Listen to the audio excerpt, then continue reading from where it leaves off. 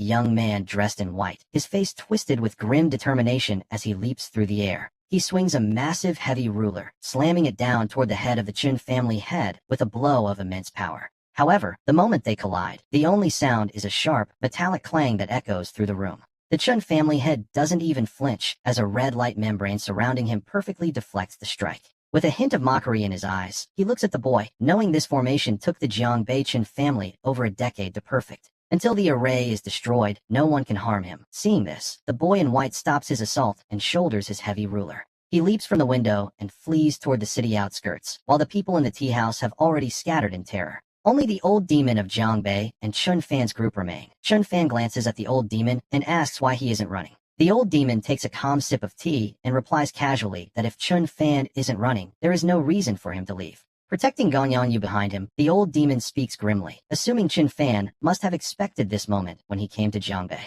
Chun Fan shakes his head and admits quite frankly that he didn't expect the old man to play such a ruthless hand. It was a clever move. Meanwhile, inside the Chun estate, a terrified Chun Quan rushes to a beautiful woman, his voice trembling with visible fear. He asks if something has happened or if Chun Fan has arrived, pointing out the many crimson light pillars rising across the city. The woman's face darkens, her usual pride vanishing as she explains that this is the formation the old man has been preparing for years. He intends to sacrifice every living soul in the city, leading Chun Quan to wonder if his father has truly gone mad. Chun Quan breathes a sigh of relief, hoping they won't be affected, and after a long pause, the woman seems to relax as well. It seems he was right, as for the moment, no crimson light pillars have appeared within the ancestral estate itself. Back in the tea house, the Chun family head looks at Chun Fan with madness in his eyes, declaring that the blood array is complete and no one can escape. Just then, the crimson pillars that had already covered half the city suddenly stop rising, as if they've hit an invisible wall. The pillars begin to fade away as if meeting resistance, and even the red light membrane on the Chun family head starts to flicker.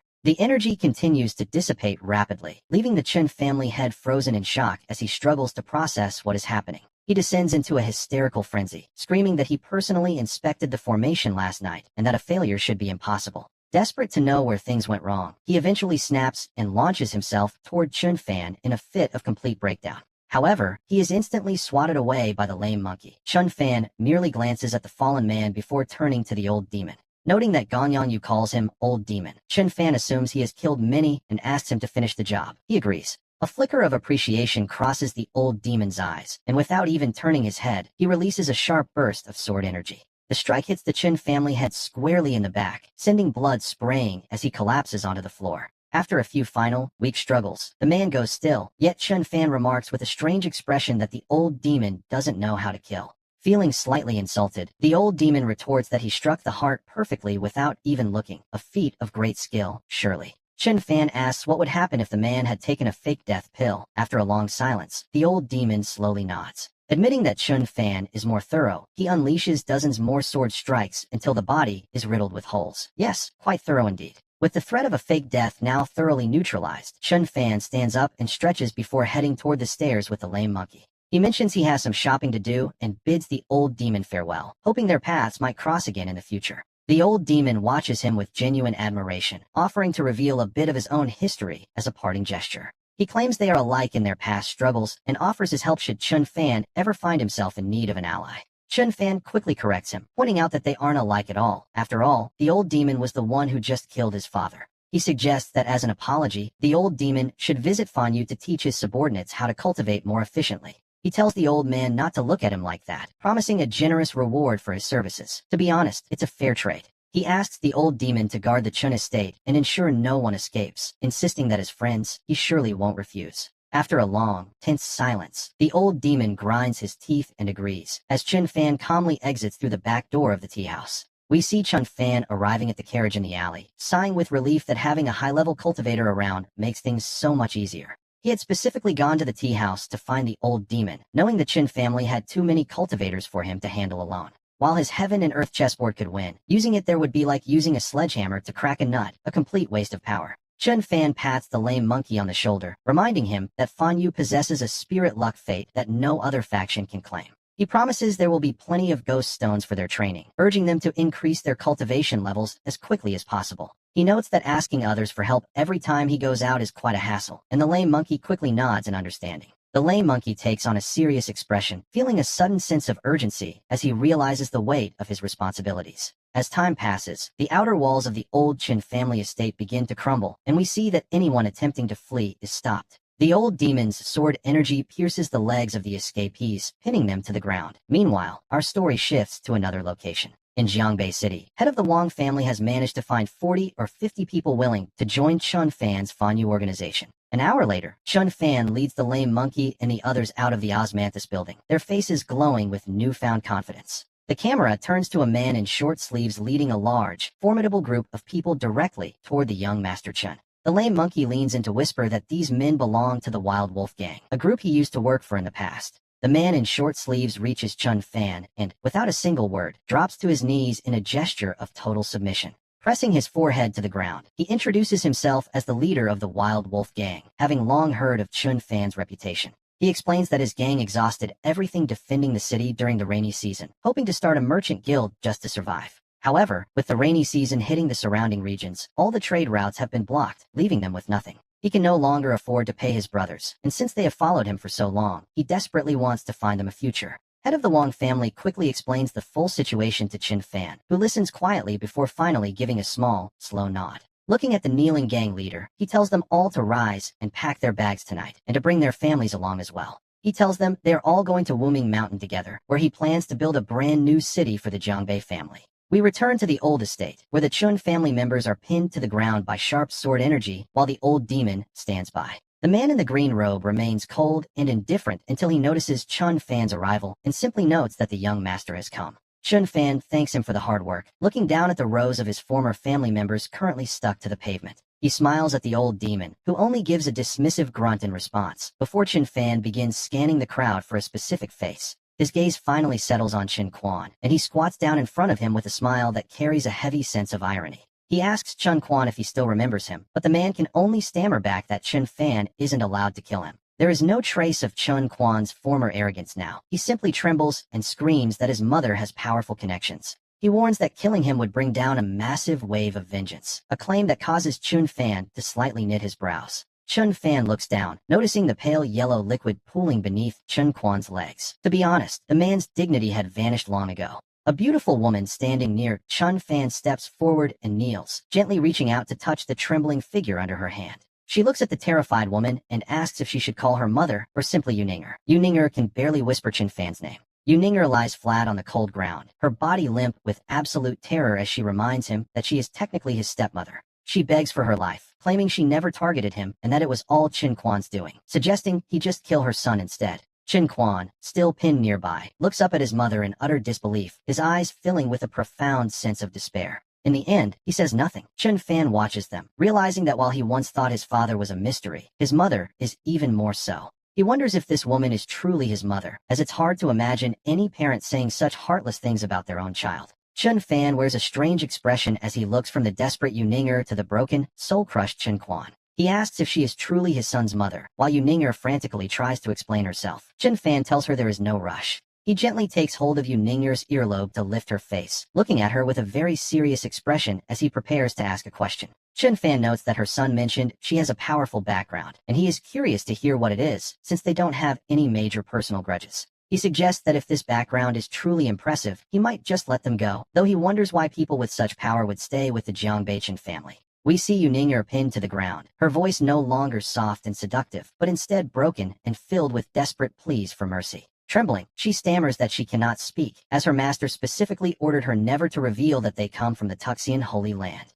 Chun Fan looks down at her with an expressionless face, repeating the name, Tuxian Holy Land, as if testing the weight of the words. It sounds like a formidable power, to be sure. He looks up and asks her if she has ever heard of it herself. He remarks that he expected someone from such a great sect to spontaneously explode the moment they dared to mention its name out loud. Yuninger forces a strained, ugly smile, trying her best to appear submissive and obedient in hopes of surviving this encounter. Deep down, she knows that if she can just escape this moment, she has several ways to flee. Chun Fan then asks why they were hiding in the family. He finally asks the question that concerns him most, and Yuninger answers almost instantly, without giving him a chance to react. She blurs out everything at once, explaining that Wuming Mountain was the former residence of a certain powerful individual. She begins to say that this person laid a heaven-seeking formation there, but her voice is cut short as Chun Fan slams her head into the ground. He keeps her from speaking further and turns to look at the old demon and the others, who have already begun to back away. They retreat to a safe distance, though their minds are racing. Even though they only heard half the story, it's clear Wuming Mountain holds a massive secret.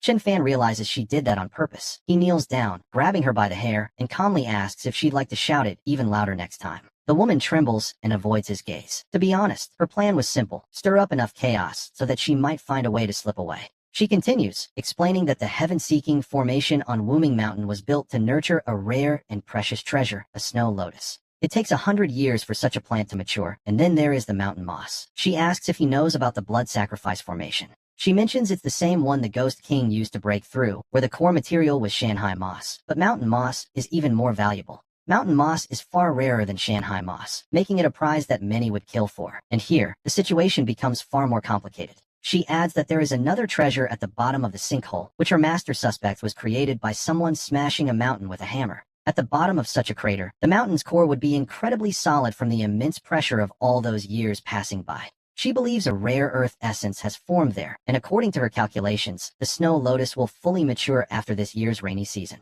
Ordinary people cannot enter that great formation, but she claims to have a special method, if only he will agree to let her go. She offers to lead him into the heaven-seeking formation, promising him all the treasures if he simply spares her life. Chen Fan asks if that is all. She insists there is nothing more. Without a word, Chen Fan picks up a long sword dropped by a member of the Chun family nearby. He thrusts it straight into Yu Ninger, watching as the resentment in her eyes fades along with the last of her life force. He stands up and brushes the dirt from his hands, noting that she certainly had a lot of schemes. Nearby, Chen Quan witnesses this and screams. Snapping out of his daze, the boy wails at the top of his lungs, cursing Chun Fan for what he has done. He screams that Chun Fan will die a horrible death for killing his own stepmother. Chun Fan simply tilts his head and looks at him. Before Chen Quan can say another word, the sword is sent forward once more. And just like that, the core bloodline of the Jiangbei Chen family has been almost entirely wiped out. Chen Fan stands up and scans the remaining family members cowering on the ground, calling out to Keiho. He tells him to find every person who ever bullied either of them and kill them all. Keiho agrees with a wide, eager grin.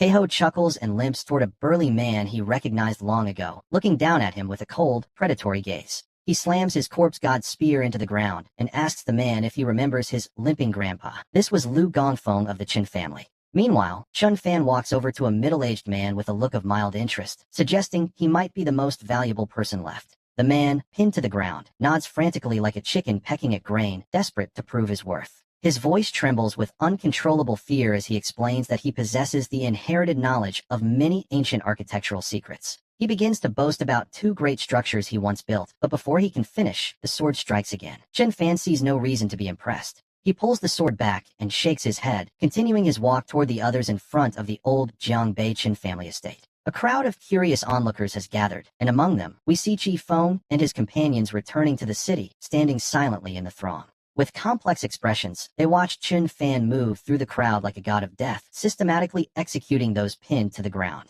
Old Su, standing beside Chi Feng, whispers that Chun Fan's purge is perhaps a bit too thorough for comfort. This isn't just revenge, it's a statement that even his own family will be executed if they dare to cross him. Furthermore, it eliminates future risks, ensuring no one can ever use his family members as hostages against him again. Chun Fan, carrying his bloodstained sword, eventually stops before a man dressed in white and singles him out. He asks casually if the man has any final words, perhaps a classic promise to haunt him from beyond the grave. The man in white speaks with frantic speed, desperate to explain that he isn't actually a member of the Tuxian Holy Land. Terrified of being the next one pinned to the earth, he claims he was merely a prisoner whose soul was bound to Yu Ninger. She held a soul tablet that controlled his life, and now that she is dead, that tablet has surely shattered. The Holy Land will know of her death, but he insists he doesn't carry their mark. Then, he points to someone else. He gestures toward a beggar cowering nearby, identifying him as the true disciple of the Tuxian Holy Land. It was that man who sent the swarm of insects toward Wuming Mountain, using his special abilities as a windwalker. The man in white argues that he is an expert in stealth and intelligence, skills Chun Fan's rising power surely lacks. He begs to be spared, offering to train an elite squad of assassins for Chun Fan, who remains silent and unreadable. The sword, already raised in the air, hesitates. Stealth, assassination, and intelligence, those 3 words carry a certain weight. To be perfectly honest, the temptation of such a specialized force is almost too much for him to ignore. Imagine the scene. His faction, Fanyu, equipped with its own shadow network to gather secrets and strike from the dark. It is a beautiful thought, as the reach of any great power depends largely on the efforts of those working in the shadows. He has the 9-5 dragon carriage, yes, but even he knows he cannot simply ride it across the world every single day. Most of the time, he needs to stay at his main base, and besides, the cost of using the 9-5 dragon carriage is simply too high for daily errands. He lowers his long sword and walks over to Yuninger's body, searching her clothes for a moment until he finds what he's looking for. Sure enough, he pulls a soul tablet engraved with the word soul from her pocket, the faint image of the man in white shimmering on the back.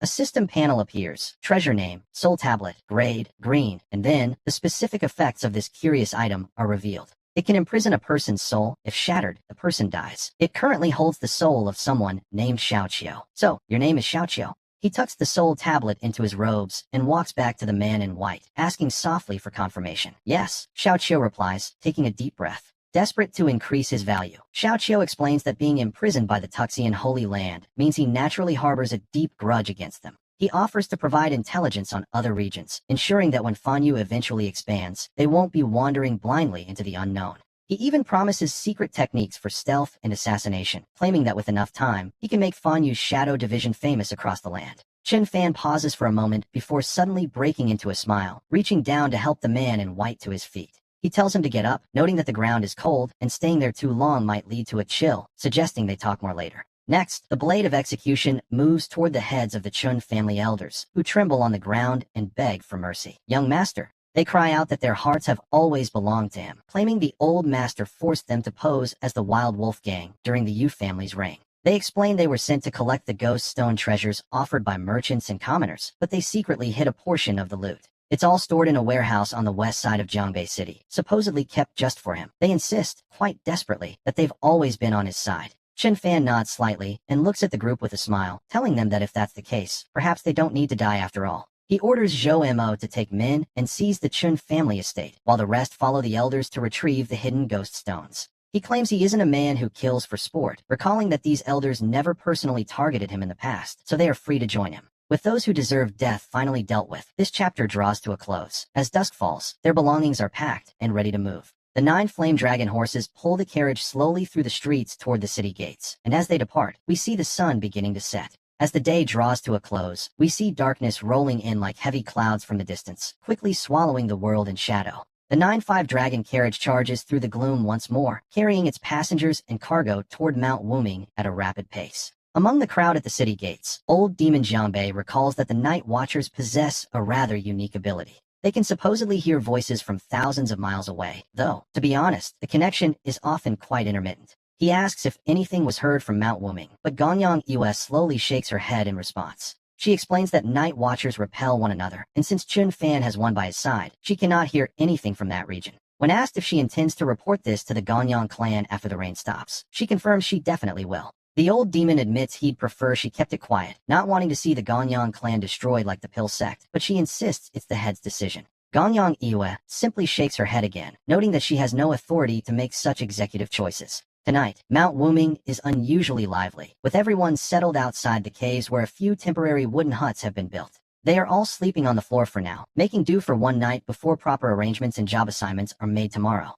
Having acquired quite a few resources, Chun Fan enters cave number 1 and looks toward his level 5 living workshop. He spends 2,000 ghost stones to reach level 6, and then another 5,000 to push it all the way to level 7. At this point, the workshop no longer offers different paths for specialization, which is a bit of a shame, really. However, each upgrade unlocks new items to craft, and this double jump has provided 4 new special life utility items. With a level 7 workshop, he can finally make use of the materials he has gathered over the past few days. He uses a green-gray treasure, the cloud fabric, to begin manufacturing robes, and these are no ordinary garments. Each robe possesses the defensive strength of a level 1 city wall, which is, frankly, an incredible feat of craftsmanship. Xiaoqiu is kept very busy tonight, measuring everyone's height and build to ensure each person receives a perfectly fitted Fanyu uniform. The group brought back tonight consists mainly of Xiaoqiu, the Wang family, and some of the Qin family, while the Wild Wolf Gang remains in Jiangbei City. As the next day approaches, we see that after upgrading the workshop, Chun Fan immediately summons Xiaoqiu to his side. He is the only outsider to have ever stepped foot inside cave number 1, and his gaze is instantly captured by what he sees. His eyes fixate on a structure deep within the cave known as the Spirit Pavilion, visible through its wide, inviting doors. Inside, the ceiling of the bathing chamber is embedded with countless stalactites that emit a haunting, ethereal blue glow. This cold light spills onto the floor, creating mysterious vibrations that make the entire place look like a realm of the immortals. Xiaoqiu steps further into the cave, his voice trembling as he realizes he is indeed standing before a spirit pavilion. He finds it hard to believe. Usually, only massive powers like the Tuxian Holy Land can afford the staggering cost of such a place. Yet here it is, belonging to Fanyu. Chen Fan simply sips his tea with a faint smile, offering no explanation for this miracle. After a long silence, Xiaoqiu finally takes a deep breath to steady himself and kneels before Chen Fan, his voice thick with emotion. He vows that if the master trusts him, he will transform Fanyu into a name that strikes fear into the hearts of assassins everywhere. Chen Fan nods thoughtfully before pulling a soul tablet from his robes and tossing it to the young man, returning his freedom. He instructs him to wait for the Wild Wolf gang to arrive, then select 10 members to form the hidden pavilion for Fanyu's assassinations. They will handle scouting and intelligence, as Fanyu intends to invite many major powers to an auction in just 1 month's time. Chen Fan expects to see results by then, granting the hidden pavilion unlimited access to the spirit pavilion's resources in the meantime. He promises to meet any reasonable demands they might have, leaving Xiaoqiu staring down at the tablet in utter disbelief. He looks from the soul-binding artifact in his hands back up to Chen Fan, who is sitting right there within arm's reach. It is hard to process that the very tool used to control his life is now back in his own possession, a rare gesture of trust, indeed. For years, he never dared to move against Yuninger, knowing that a single thought from her would end his life instantly. No matter how fast he was, he could never outrun a thought, and now he sits before Chen Fan, a man who is primarily a builder. An architect usually lacks great personal strength, and Xiaoqiu realizes he could kill Chen Fan right now and leave with his soul intact. He could leave this place and be completely free, yet he takes a deep breath and kneels once more, truly moved by the gesture.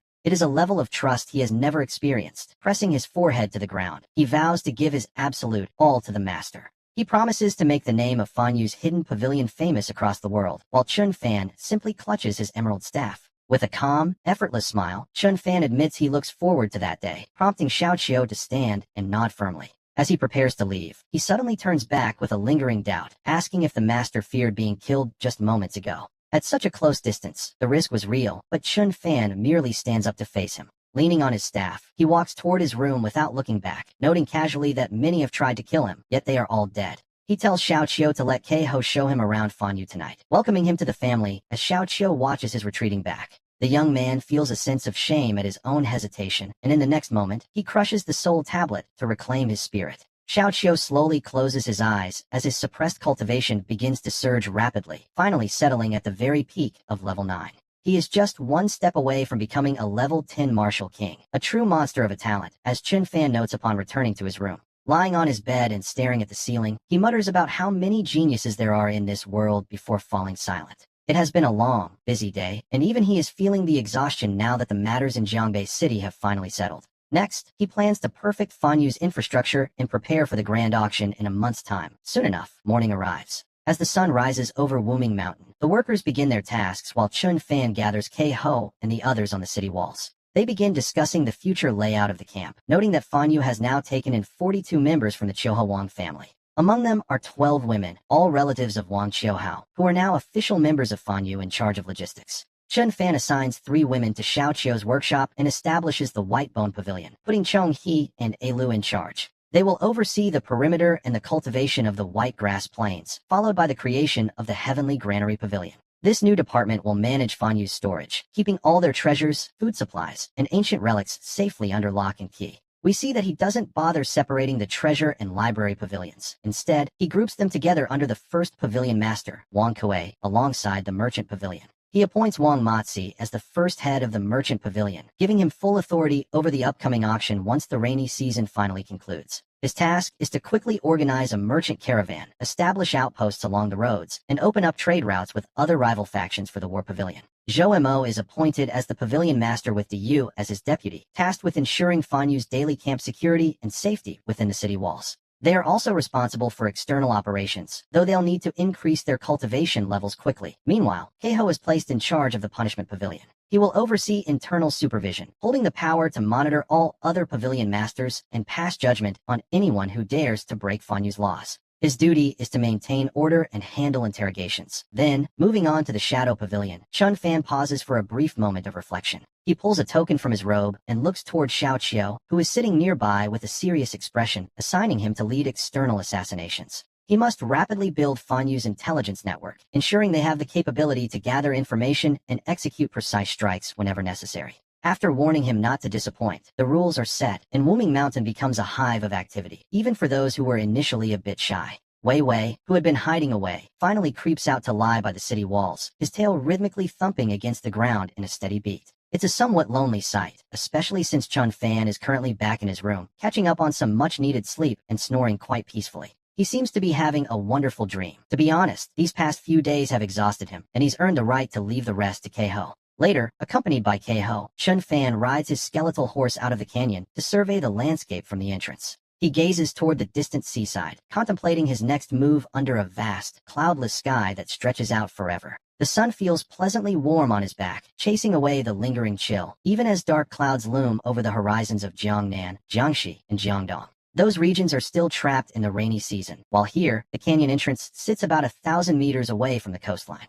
He plans to build a brand new city on the left side of Wuming Mountain. After calculating for a moment, he quickly settles on the perfect location. The real question, of course, is just how large this new city should be, considering even a basic level 1 wall requires immense resources. Chun Fan sits silently on his skeletal horse, staring at the sea and realizing that upgrading the Yulin Pavilion will require a steady supply of sea moss. As the name suggests, sea moss must be gathered from the ocean, and now that the rainy season has passed in Jiangbei, the calm waters are perfect for exploration. He considers finding a few skilled divers to see what they can discover beneath the waves, eventually pointing to a spot and deciding, let's start right here. Chun Fan gestures toward the open clearing on the left side of Wuming Mountain, noting that this small, temporary city will serve their needs for now. The workers Xiao Qiu brought back can begin construction immediately, and as for materials, the mountain itself provides everything they could possibly need. He decides to use local resources from the old site. It seems he is becoming quite fond of the seaside location while planning the layout of the small city.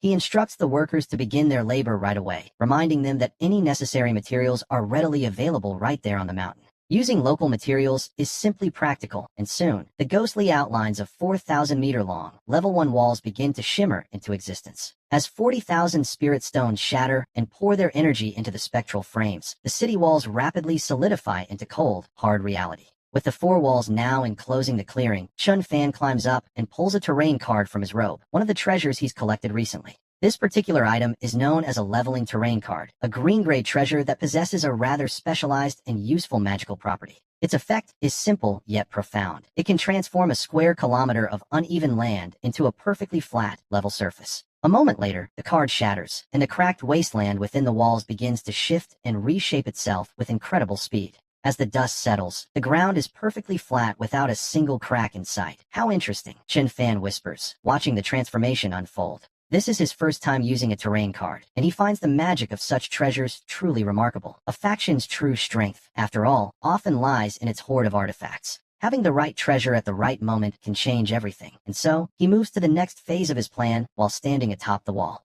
He begins placing wooden houses in straight, orderly lines, 1,000 of them in total, neatly arranged within the new city's perimeter. These are basic level 1 houses, costing only 2 spirit stones each, meaning the entire residential district only sets him back 2,000 stones. Beyond the housing, he carefully leaves several open spaces reserved for more specialized buildings with unique functions. He sets aside a large area for a trading zone and other sections for inns and shops. In the blink of an eye, the city's foundation is complete. Standing high upon the wall and looking down at the city taking shape before him, Chun Fan can't help but let a satisfied smile cross his face. We see that this city is far larger than he initially imagined. He thought a 1,000-meter wall wouldn't feel so vast, but the reality is quite different. The area is surprisingly spacious, and even after placing 1,000 wooden houses, there is still plenty of room left over for other projects. He plans to use the remaining space for farmland and breeding farms, though for now, there aren't enough people to fill all these houses. These dwellings are primarily for the grassroots staff, such as the new recruits or those moving here from other cities to join his growing faction.